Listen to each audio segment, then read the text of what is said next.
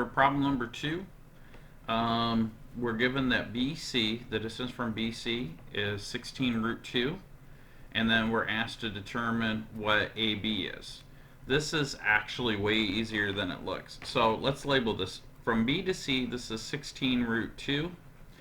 And you may not recognize this, but they tell us that this is 90 degrees and this is 45 degrees. Well, this is the infamous 45-45-90 degree triangle. That's one of our special right triangles, which means if this is 45 degrees, then this is 45 degrees.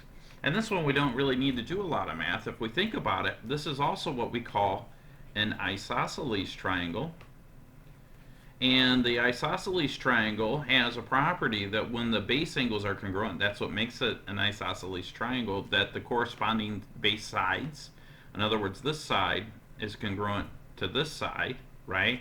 Which would be 16 square root 2, but what they're really asking us is what is AB?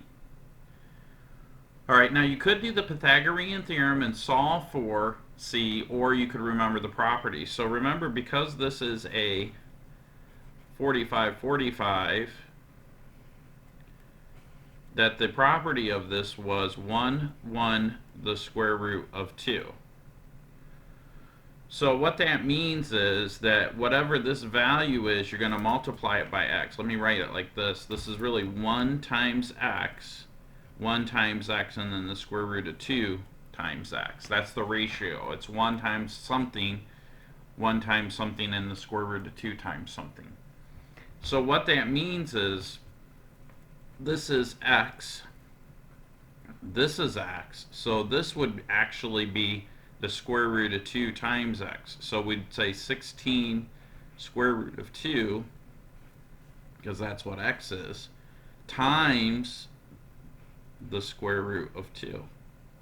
Now when you multiply a square root by a square root, let's do the math down here.